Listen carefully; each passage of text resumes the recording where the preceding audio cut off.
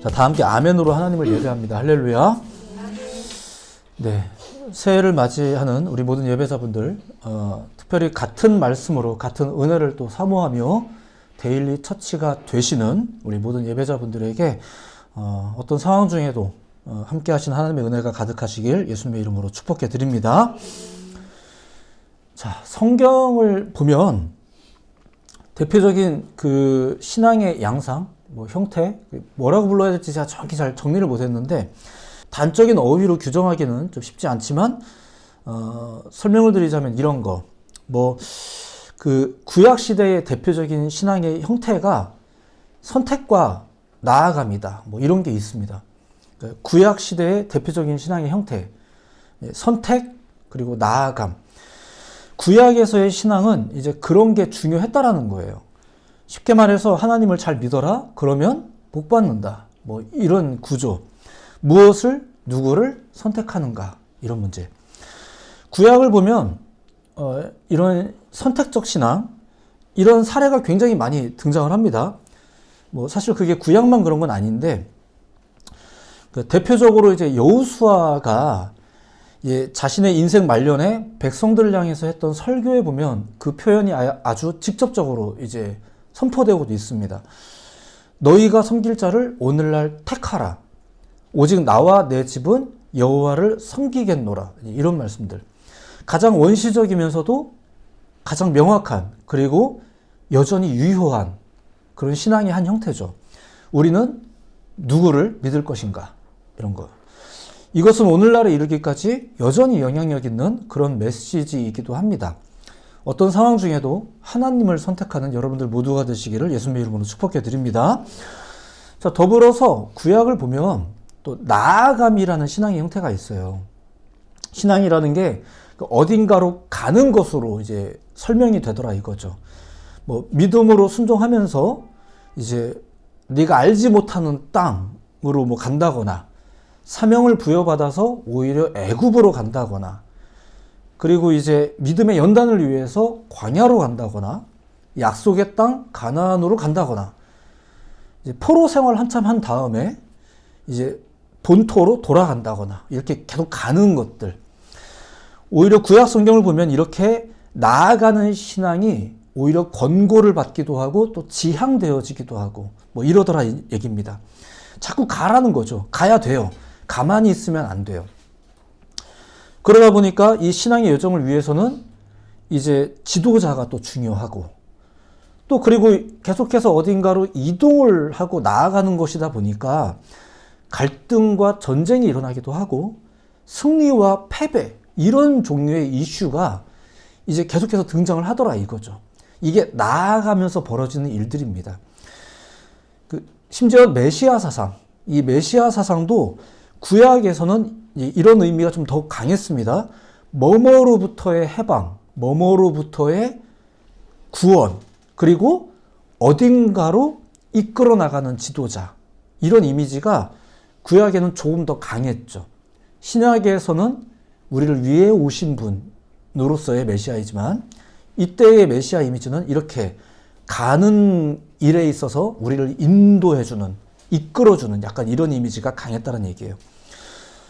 자, 반대의 경우는 당연히 어떻게 이해가 될까? 자리에 주저앉는 것, 이 자리에 주저앉는 것, 가만히 있는 것, 이것을 구약은 보통 그릇된 모습으로 이제 소개를 하곤 했습니다. 대표적으로 다윗이 그런 경우가 있었어요.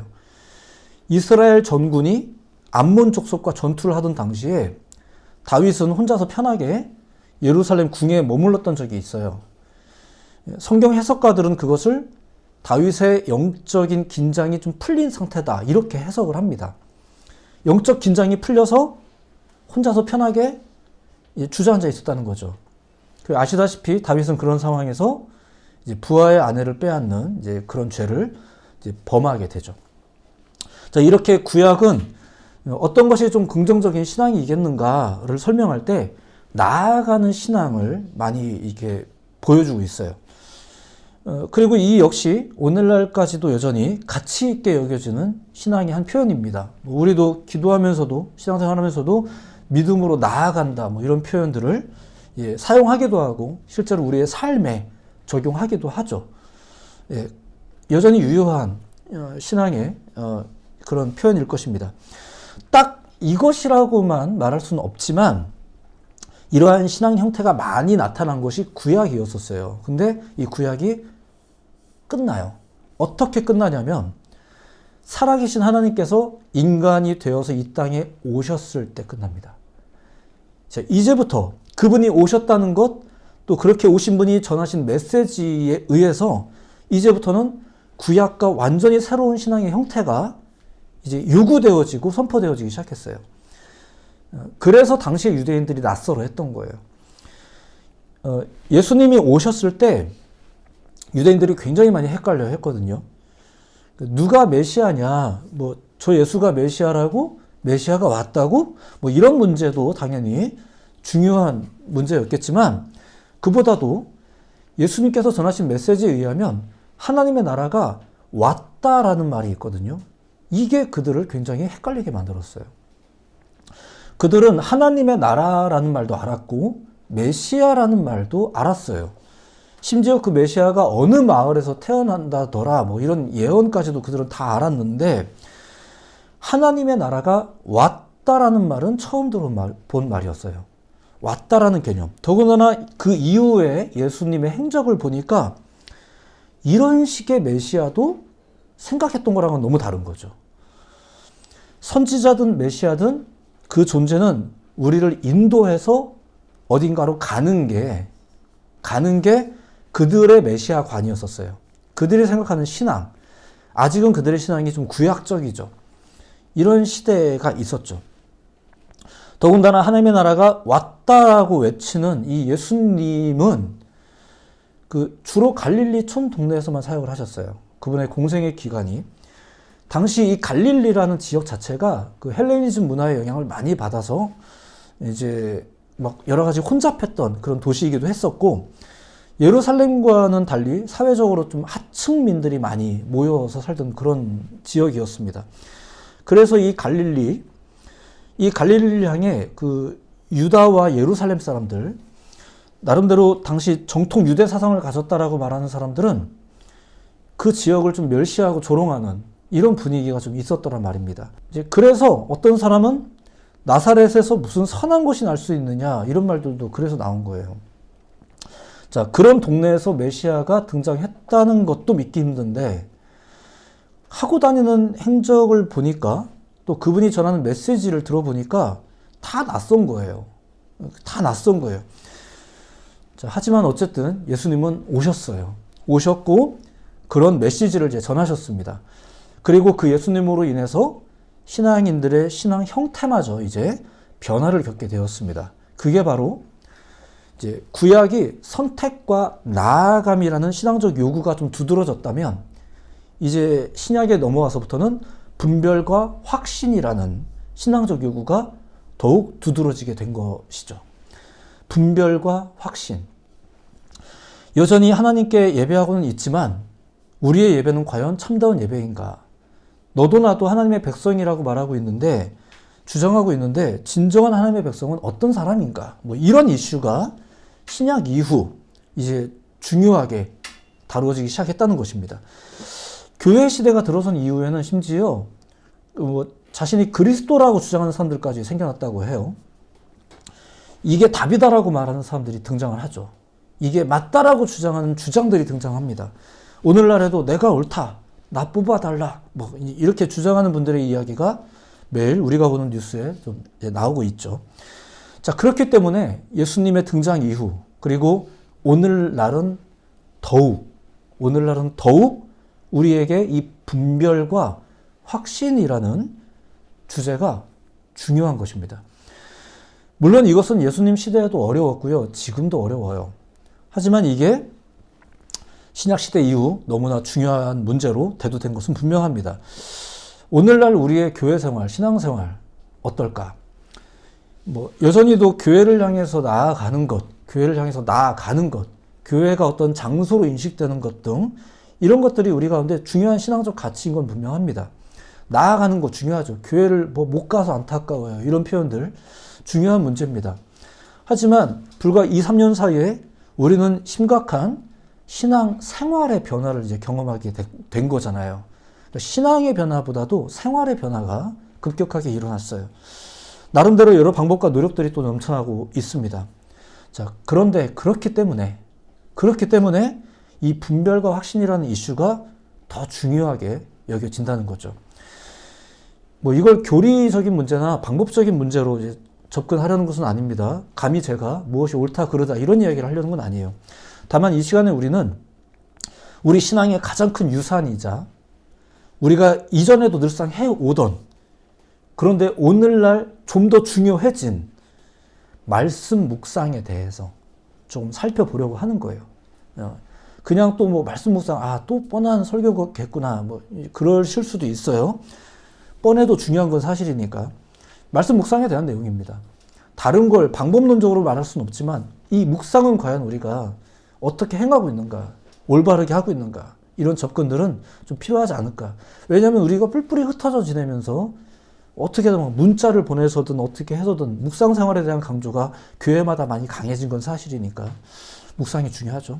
이전에도 중요했고 지금은 더 중요한 것 같고 뭐 이렇게 됐다는 얘기입니다. 성경을 향해 나아가자, 뭐 성경을 읽자, 이런 식의 표현은 일부러 좀 웬만하면 쓰지 않겠습니다. 오히려 우리에게 이미 다가온 성경, 다가왔는데 무시당한 성경, 책장에 꽂혀만 있고 안 읽혀지던 성경, 이제 그 성경을 통해 우리에게 이미 오신 하나님의 그 말씀, 우리는 그것에 어떻게 반응해야 되겠는가, 이런 관점으로, 관점의 변화를 좀 두는 거죠. 우리가 성경에게 접근해서 그 성경을 다루는 것인가, 아니면 그 성경이 우리를 다루는 것인가, 묵상이라는 것 자체가, 이런 이해를 좀 추구해 보는 것입니다. 자, 성경을 상대하는 노력이죠. 성경을 상대하는 노력. 이것은 기독교 신앙이 가진 가장 오래되고 근원적인 노력입니다. 이건 뭐 아무리 강조해도 부족함이 없겠고, 이전에도 많은 분들이 그런 수고를 했습니다. 오늘날 우리가 하고 있는 이 묵상도 역사가 굉장히 깊겠죠. 근데 가장 근접한 교회 사적 전례에 따르면 렉치오 디비나라는 게 있어요. 렉치오 디비나. 그게 묵상의 전형입니다. 렉치오 디비나가 뭐냐면은 그 중세 수도사들이 했던 그 기도 수련의 일환입니다. 기도 수련의 일환. 당시 그들이 행하던 방식에 따르면 소리내어 성경 연속 읽기, 이걸 렉치오 디비나라고 해요. 낮은 음성으로 노래를 부르듯이 반복적으로 읊조리며 성경 말씀을 암송하거나 되뇌이는 것, 이걸 렉치오 디비나라고 해요. 그리고 그들의 이 성경 읽기 방법은 구약 성경에 등장하는 묵상의 전통을 또 이제 이어받은 거죠. 그것을 고대와 중세의 수도사들이 렉치오 디비나로 정착을 시킨 거예요. 자, 이 렉치오 디비나를 통해서 우리의 묵상을 좀 이제 한번 점검해 볼 필요가 있을 것입니다. 자, 먼저 이 렉치오 디비나는 세 단계로 이루어져 있어요. 첫 번째는 소리 내어서 읽는 거예요. 이거 렉치오의 단계입니다. 소리 내어서 읽는 것. 일정 분량의 본문을 소리 내서 읽는 것. 근데 중요한 건 읽을 때 그냥 이렇게 그냥 한 톤으로 읽는 게 아니라 본문 말씀 안에 담긴 내용을 따라서 음률을 담아서 읽는 거예요. 어떤 글에 따르면 그것을 뭐 내재적 음률이라고 이제 말하는데 말이 좀 어렵죠. 쉽게 말하면 이런 겁니다. 재미있는 영화를 보고 와서 다른 사람에게 전할 때 어떻게 전해요? 그 영화 너무 재미있어. 이렇게. 이 짧은 말에도 지금 음률이 생겼죠. 그리고 그 영화의 내용을 설명할 때는 어떤 특정한 부분을 말할 때 막 흥분해서 설명을 하곤 합니다. 그걸 음률이라고 해요. 더 쉽게 말하자면 그 할머니들이 그 손자, 소녀들에게 동화책 읽어주는 장면을 상상하시면 돼요. 옛날 이야기를 들려줄 때 어떻게 하시는지. 호랑이가 살금살금 뭐 이렇게 하는 것들이 있어요. 유치부 설교자들이 이제 아이들에게 설교하는 장면을 상상해 보셔도 괜찮을 것 같습니다. 하려고 하는 이야기를 내용에 따라 음률을 가해가면서 소리내어 말하는 것. 이제 이렇게 이게 렉치오였었어요. 저도 설교 준비를 이제 이런 식으로 보통 해요. 원고 준비가 끝나면 이제 이 이야기, 제가 오늘 하려고 하는 이 이야기를 듣는 분들이 어떻게 들으실까, 잘 이해하실까, 이런 걸 생각하면서 막 이제 해보는 거예요, 미리. 이제 운전하면서도 하고, 화장실에서 목욕하면서도 하고, 뭐 이제 좀 전에도 그거 하다 왔고, 이제 가끔 이제 아내가 누구랑 대화하냐고 이제 이렇게 얘기할 때도 있고 그래요. 혼자서 막 누구랑 얘기하고 있으니까. 그분들은 이 이야기를 들으면 어떤 기분이 들까를 상상하면서 이야기를 하는 거예요. 이야기를. 이제 제가 가끔 기도를 이제 여러분들에게 요구할 때도 큰 소리가 아니어도 좋으니까 반드시 입술을 벌려서 기도하십시오라고 말하는 것도 그런 맥락이에요. 뭐 속으로 하신다고 하나님이 안 듣는 건 아니세요. 하지만 일부러 자꾸 입으로 움직이는 연습들을 하는 거죠. 일종의 렉치오예요. 물론 기도라는 것은 잠시 후에 소개해 드리겠지만 내 입술로 구체적으로 표현한다. 무엇을? 우리 앞에 있는 이 이야기, 성경의 이야기를, 일정 분량의 이야기를 그렇게 읽어나가는 것이 이 렉치오의 단계. 자, 두 번째는 이런 단계입니다. 한두 구절을 반복해서 읽는 단계예요. 메디타티오라고 하는데 그 전반적인 이야기를 다루는 게 아니라 이제는 특정 부분을 집중해서 살피는 거죠. 메디타티오, 라틴어로 심사숙고라는 말이고 영어의 메디테이션이 여기서 나왔어요. 그러니까 묵상, 명상이라는 말이 그거잖아요. 이제는 전체의 이야기에만 머무는 게 아니라 특정 부분에 대해서 깊이 생각하는 것. 더 나아가 이 특정 부분을 회화적으로 그려가면서 더 깊은 이야기를 찾는 것. 예, 그것이 이 두 번째 이제 메디타티오의 단계입니다. 이러한 묵상, 명상 방법은 사실 여러 종교에 다 있습니다. 여러 종교에 다 있어요. 많은 종교가 이 명상법을 사용합니다. 근데 이 명상만 깊이 하다 보면 특정 부분에 대해서만 지나치게 깊은 생각에 빠져들면 전체 이야기하고는 전혀 상관없는 전혀 다른 이야기가 나올 수 있다는 이제 그런 문제점이 있긴 합니다. 묵상의 부작용이죠. 사실 기독교인들도 생각보다 이러한 실수를 많이 합니다. 성경을 많이 읽기보다 설교를 많이 듣다 보니까 그걸 듣고 자기 나름대로의 해석을 하는 거예요. 예. 약간 위험할 수 있습니다. 특정 부분에만 밑줄 긋고 확대 혹은 그릇되게 해석하다 보면 전체 이야기를 잃어버리는 게 있다는 거예요. 자, 어쨌거나 이렇게 특정 부분을 집중해서 보는 것. 렉치오 디비나의 두 번째 단계, 메디타티오의 단계입니다. 자, 세 번째 단계는 이겁니다. 이제는 그것을 자신의 이야기로 소리내어서 간구하는 거예요. 기도하는 거죠. 이제 오라티오, 오라시오라고도 합니다. 기도라는 뜻인데 이것은 찬송으로 표현되어지기도 합니다. 이것은 앞선 렉치오와 메디타티오의 과정을 거쳐서 이제는 자신의 가슴 속에 새겨져 있는 그 말씀 혹은 생성된 어휘들을 가지고 나만의 풍성한 감정을 가지고 하나님께 올려드리는 거예요. 이 기도가 그렇게 하는 거죠. 성경을 읽는 중에 어떻게 기도해야 될지가 나오는 거예요. 자, 이게 굉장히 바람직한 구조예요. 성경을 읽는 중에 어떻게 기도해야 될지를 찾는 것. 근데 우리는 사는 모양새에서 기도할 거리들이 대부분 나오죠. 왜냐하면 우리는 사는 게 중요하니까, 현실이 중요하다 보니까 그렇게 기도가 주로 우린 나오고 있어요. 자, 그런데 많은 초기의 영성가들이 어떻게 노력했는지를, 묵상을 어떻게 했는지를 한번 이제 소개해 드리는 것입니다. 그리고 그게 단순히 성경 읽기로만 끝나는 게 아니다라는 게 오늘 설교의 결론이게 될 거예요. 자, 이제 현실적으로 가장 중요한 것은 이거죠. 우리가 기도하면서 하는 것. 근데 그냥 내가 하고 싶은 말을 아무것도 없는 내 가슴에서 끄집어내서 하는 게 아니라 내 안에 들어오는 렉치오. 그 중에서도 나를 사로잡는 메디타티오. 이 말씀으로 내 언어로 표현하며 기도하는 것. 이게 렉치오 디비나의 세 번째 단계, 오라티오의 단계라는 거죠. 제 아들은 찬양하면서 느끼는 즐거움과 감사와 희열을 춤으로 표현을 합니다. 그 춤을 견딜 수 없을 때는 옥상으로 올라가죠. 제 아들의 오라티오입니다. 그러니까 여러분들의 기도가 겉으로 나타나는 것은 굉장히 중요한, 삶으로 나타나는 것은 굉장히 중요한 문제입니다. 사실 성경은 66권 전체가 어디를 펼쳐도 우리가 소리를 내어 오라티오를 고백할 수 있는 이야기로 가득합니다.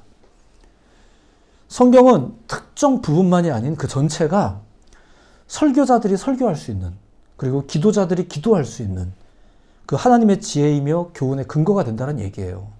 우리의 취지와 의도를 따라서 특정 성경만 파고드는 이런, 우리가 성경을 컨트롤하는 게 돼서는 안 되는 건데, 이제 그렇죠. 성경 66권이 모두가 다 귀한 하나님의 이야기입니다.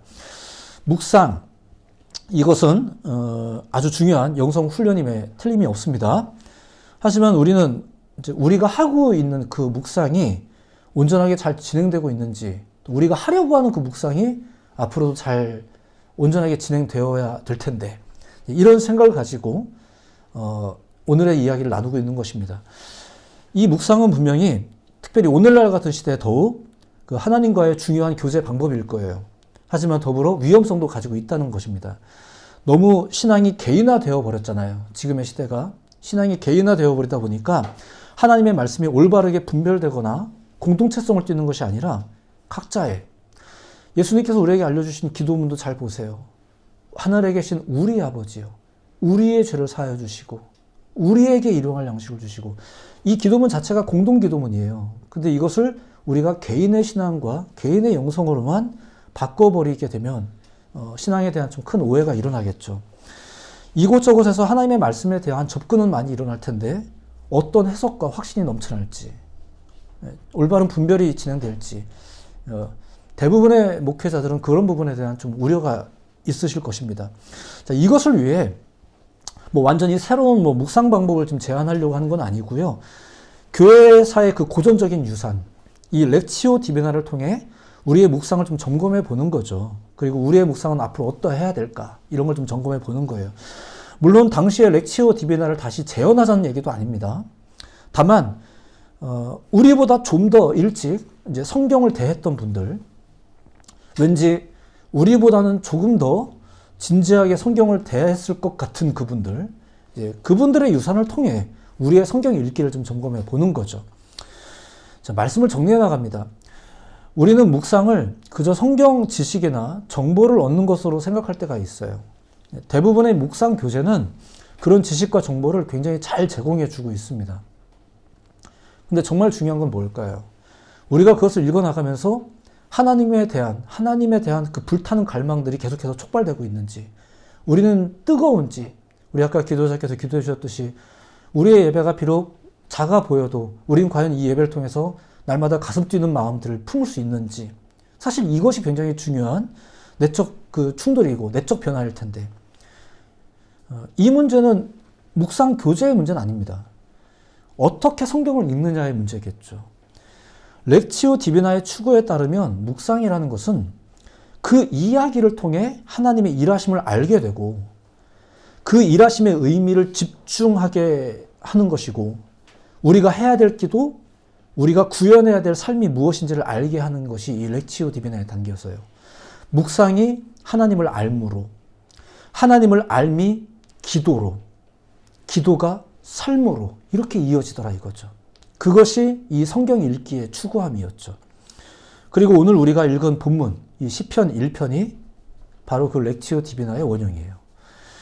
본문이 구약에 등장하는 성도들이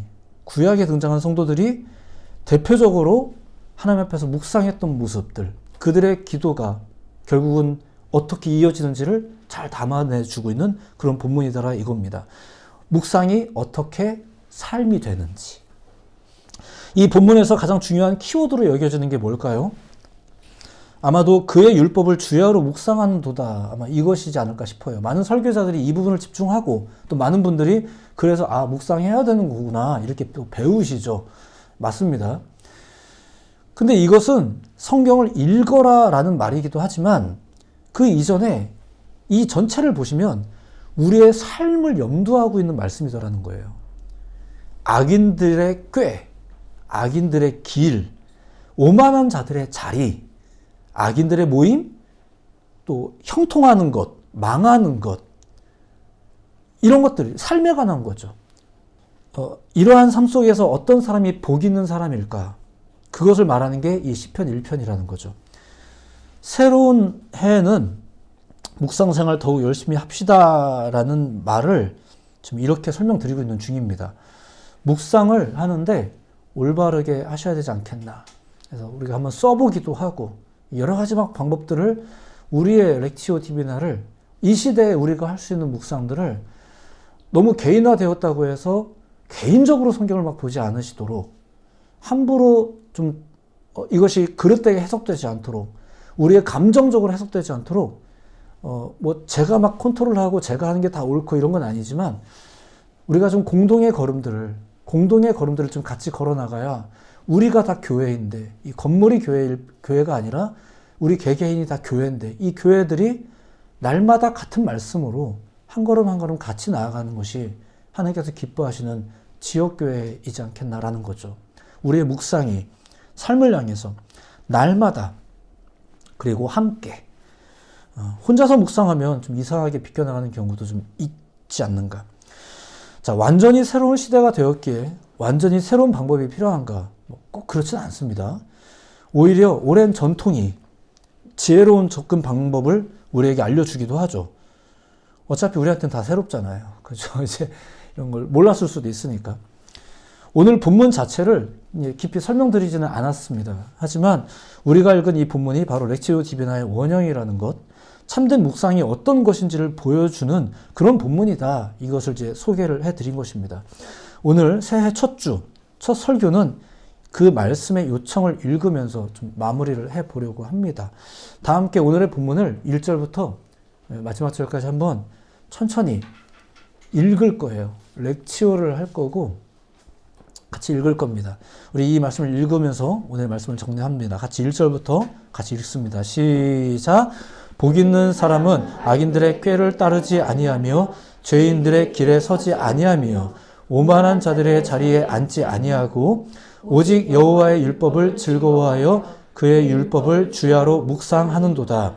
그는 시냇가에 심은 나무가 철을 따라 열매를 맺으며 그 잎사귀가 마르지 아니함 같으니 그가 하는 모든 일이 다 형통하리로다. 악인들은 그렇지 아니함이요 오직 바람에 나는 겨와 같도다. 그러므로 악인들은 심판을 견디지 못하며 죄인들이 의인들의 모임에 들지 못하리로다. 무릇 의인들의 길은 여호와께서 인정하시나 악인들의 길은 망하리로다. 아멘. 이 한편의 시 안에 복된 삶에 대해서, 하나님의 말씀을 가까이 하는 삶에 대해서, 더 나아가 악인과 의인들의 결과에 대해서까지 담아내고 있습니다. 믿으시고 말씀 묵상을 시작하시기를 권해드립니다. 귀한 결단에 동참하는 우리 모든 예배자들에게 하나님의 은혜가 가득하시길 예수님의 이름으로 축복해 드립니다. 기도하겠습니다.